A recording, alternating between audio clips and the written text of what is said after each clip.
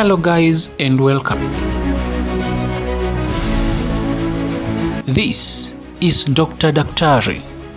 In this channel, we doctorize the news, dissect the views, and frame the facts with fearless perspective. Welcome aboard.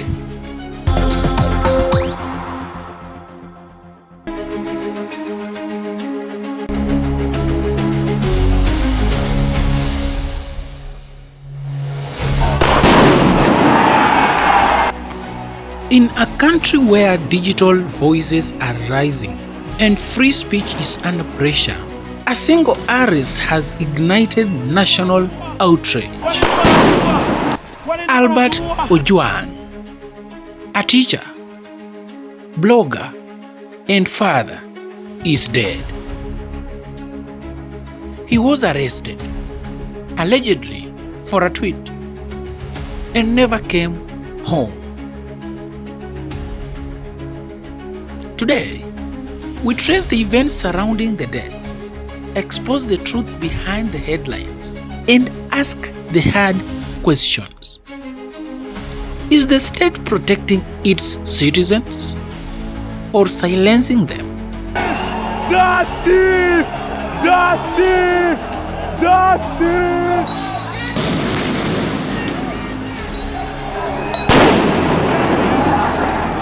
Peaceful! We are peaceful! We are peaceful!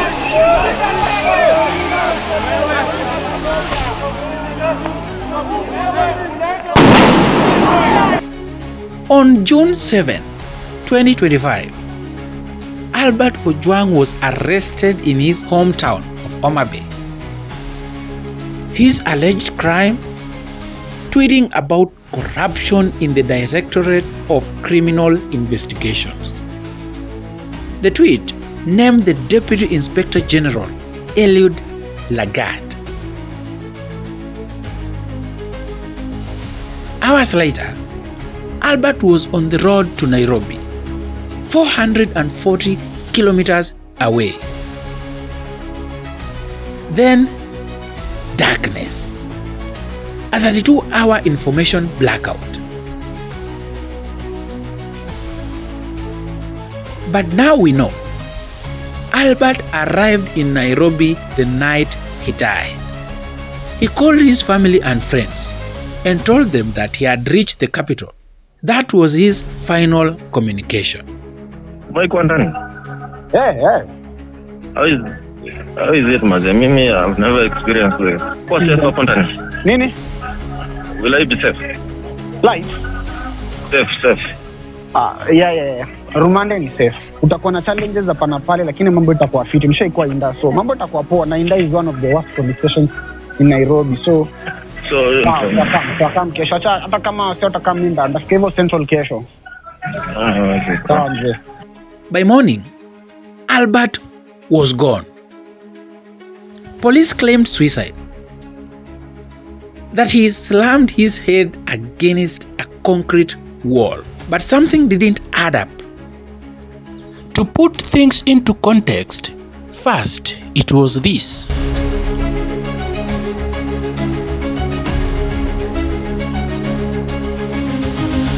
Then it was this. Sahi kitambo nimfuge mtoto mpaka amalize. Nitapata wapi? Alifanya nini mtoto wangu? Hata uawe kiasi hicho. Sina raha. Natumai ningemwona huyo mkubwa. Hata na mimi angeniua. No more killing! No more police brutality! No more police brutality! Stop killing us! Stop killing us! Stop killing us! Wachani kutuua askari!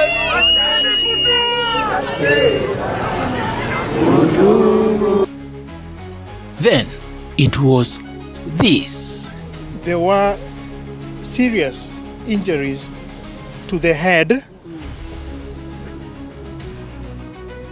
There were also features of neck compression. There were also multiple soft tissue injuries that were spread all over the body, including the head also, the neck, upper limbs and the trunk and the lower limbs. These are injuries that externally inflicted. Dr. Bernard Media, the government pathologist, found blunt force trauma to the skull, neck compression from strangulation, bruises from the back, arms and chest. This wasn't desperation. This was assault, and it was deliberate, and the cameras tampered with. The exact hours surrounding Albert's death erased.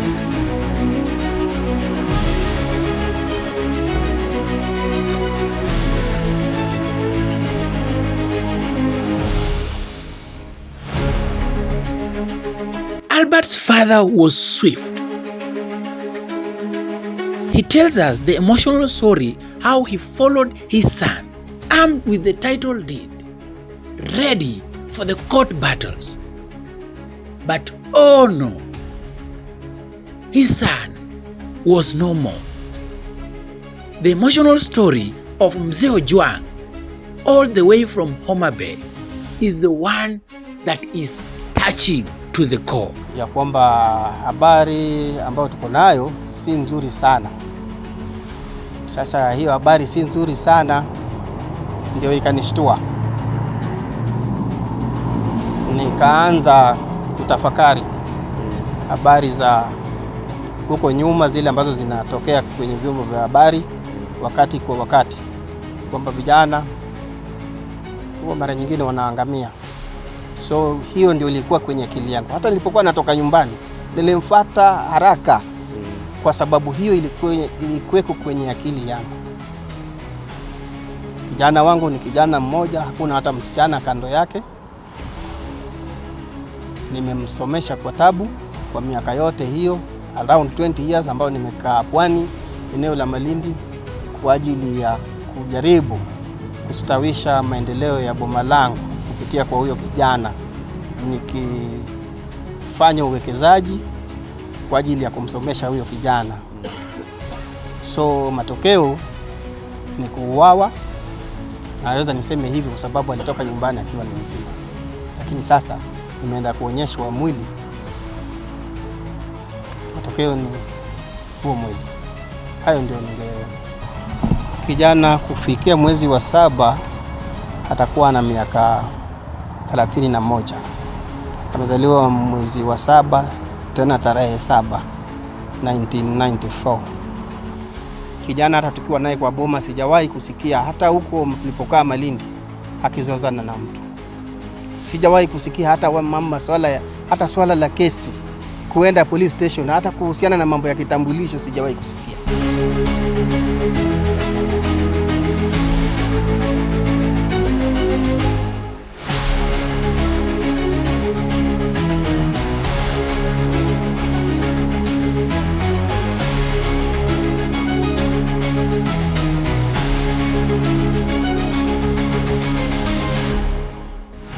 Initially, silence, then denial. It is suicide, said Nairobi County Police Commander, but the public outrage forced a pivot.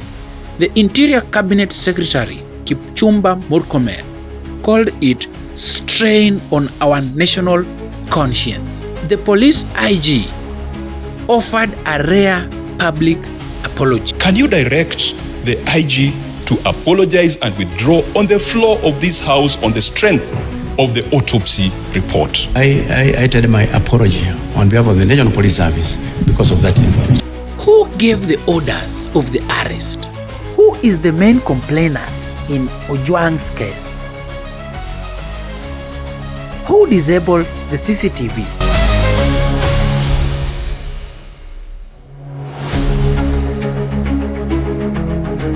A civilian was called in.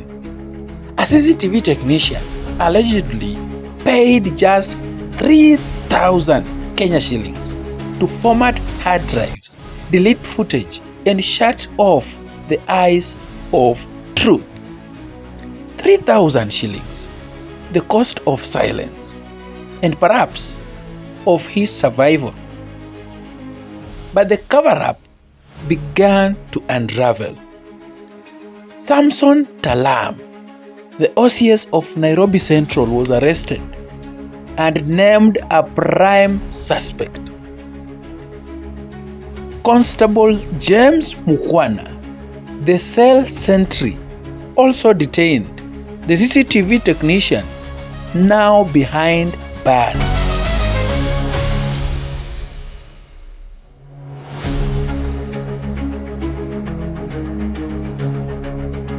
No more abduction! No more abduction! No more killing! No more killing! No more police brutality! No more!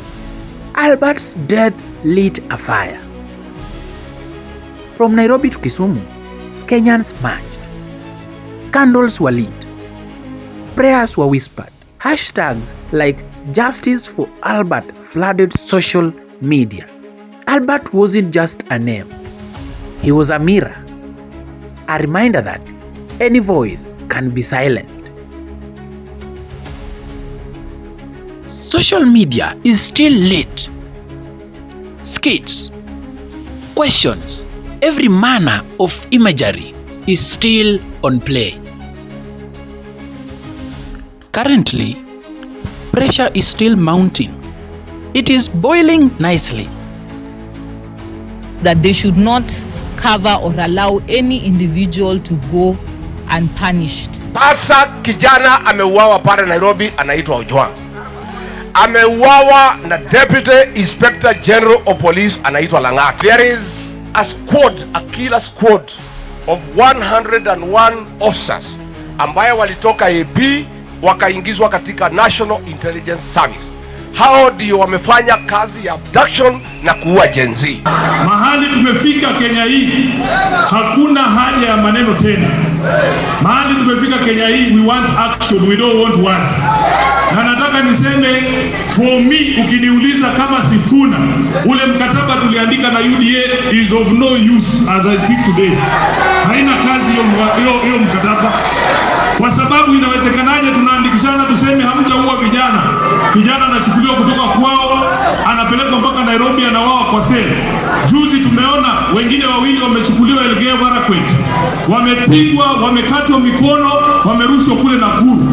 Mwingine amekufa kwenye police station ya Katitu hapa juzi. Na ndio maana nasema hiyo mkataba haina maana. Mahali imefika, it doesn't matter what else Ruto does. It doesn't matter what else he does. That agreement is dead. It is dead. The only way you can breathe life into that agreement ni urudishe uhai wa Albert na vijana wengine ambao wameuawa hapa mbele. We had a wonderful function. Very successful Madaraka Day. It did not take 4 days. Did not take 5 days before a young man from Homa Bay by the name of Albert Ojwang found himself in the hands of rogue police who ended up murdering him. What do we call that? From Homa Bay. We had just come from Homa Bay. This young man, also now from Homa Bay, suffering in the hands of rogue police. And what I'd like to say has already been said. We want justice expedited. We don't want it by word. And we have seen people being taken, being arrested, being taken, being charged. What we want is to be told what Kenyans are looking for. Who orchestrated this murder? Who murdered this young man? For what reason was this young man murdered? And these people must be brought to book and must be brought to justice. This must happen. And this we will say, I am sure, even the President of the Republic of Kenya has said the same thing. Baba Raila Amolo Odinga has said the same thing. Everybody is looking for justice. Because I can assure you, there was no way anybody knew what was happening to the young man. Everybody wants to know what happened to this young man. And all of us are united in that. All of us are united in seeking justice for Ojwang.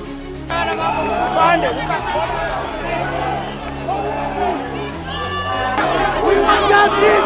We want justice!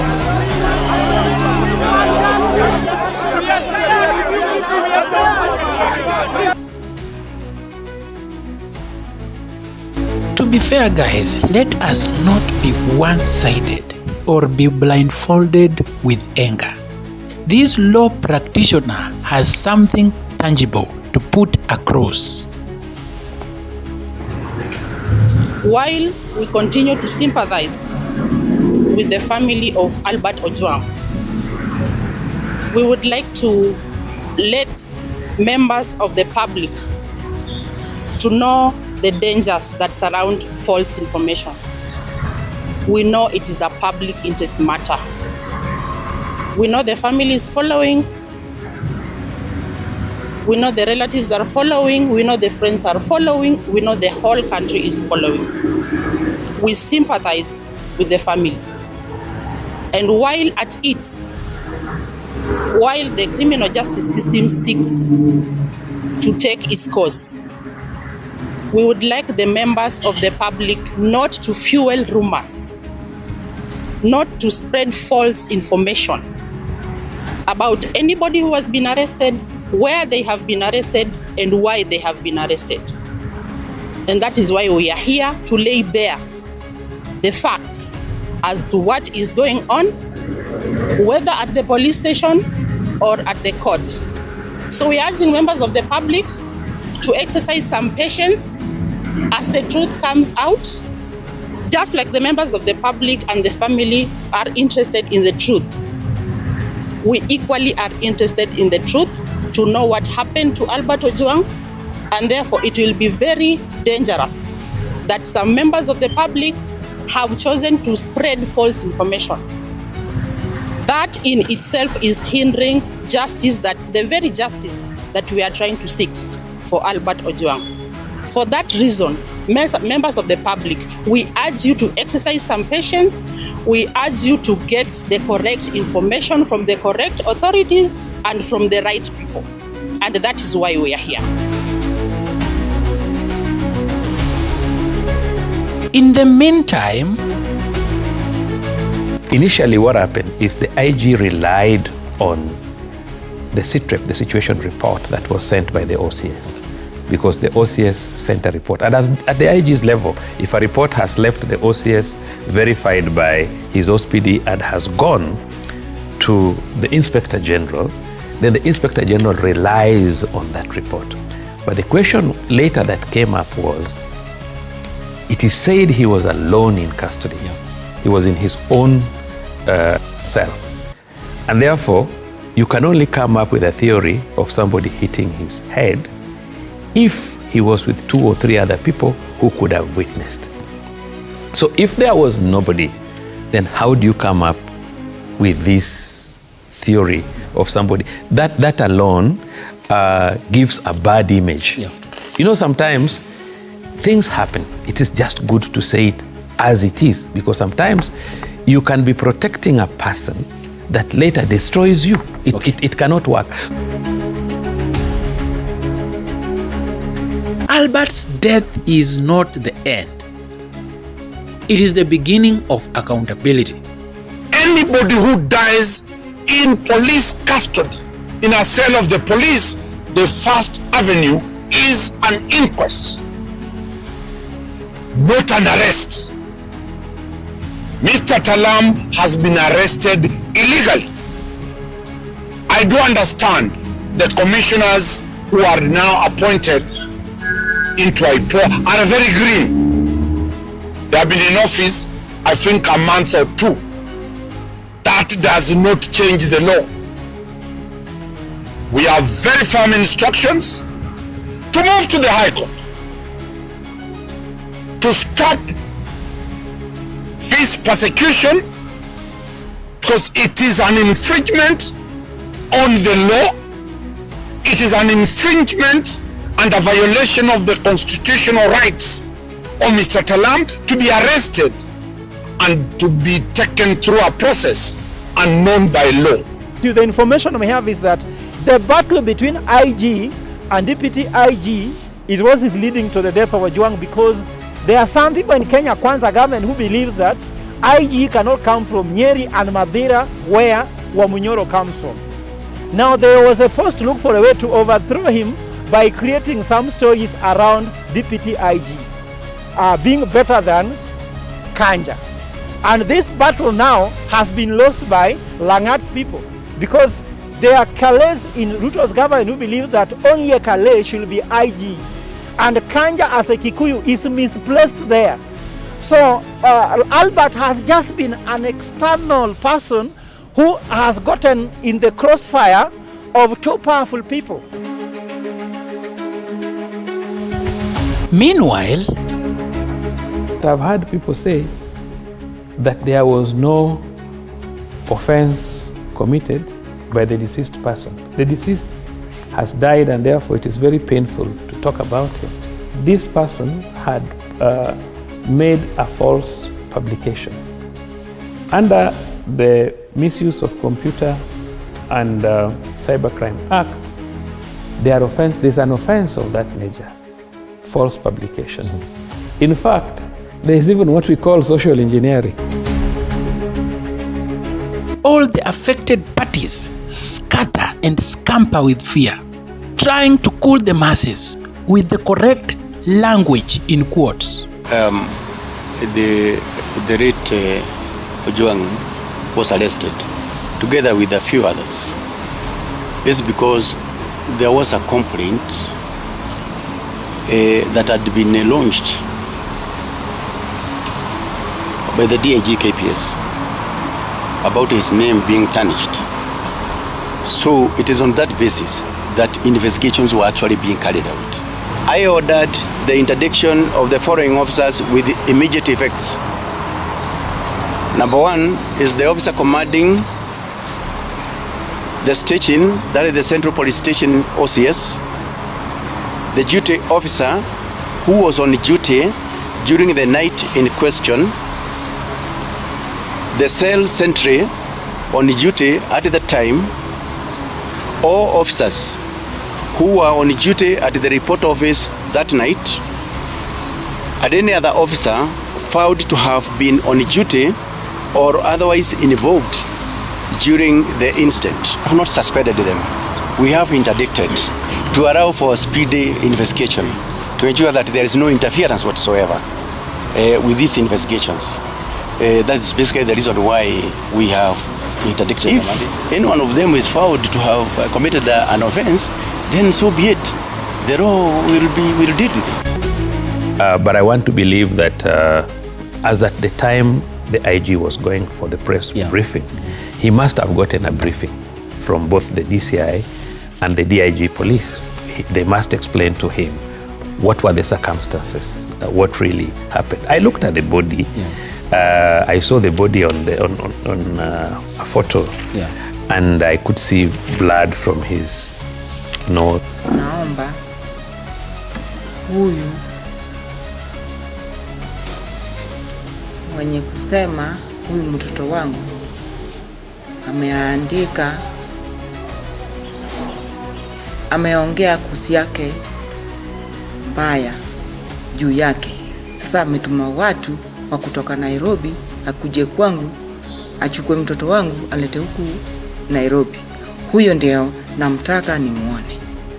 Hatujafahamu ni yupi ambaye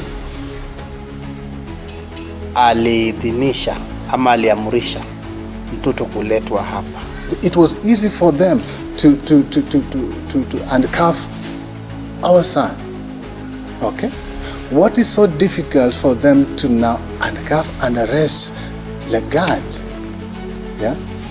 What is so hard in that? What is so difficult in that? Yeah, what is the government doing?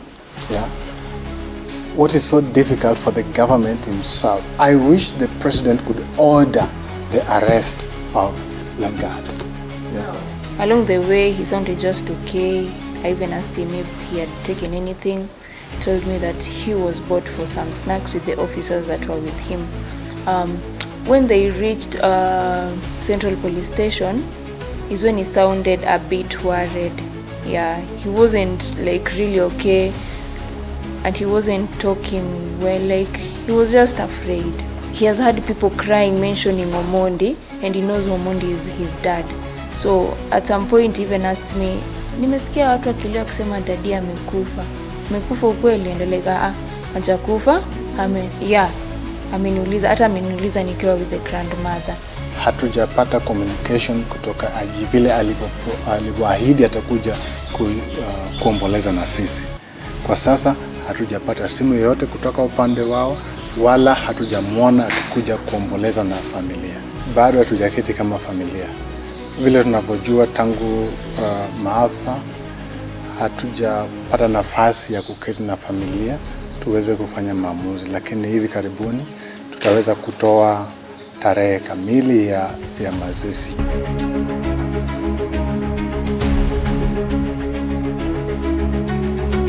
So we ask again, what kind of Kenya do we want? A country of shadows and silence?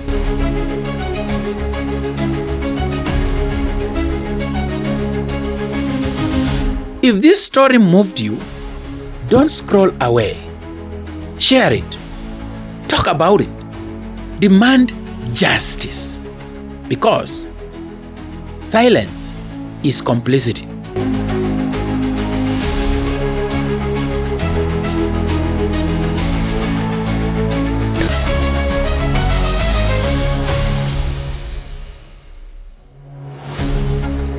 In a world of ever-changing dynamics in politics, economy, technology, and ideas, each day offers a new perspective.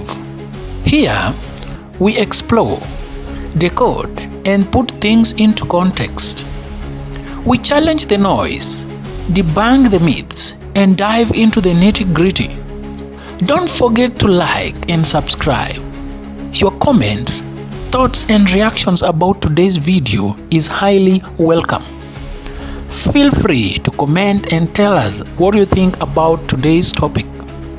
Ciao guys, see you in the next video.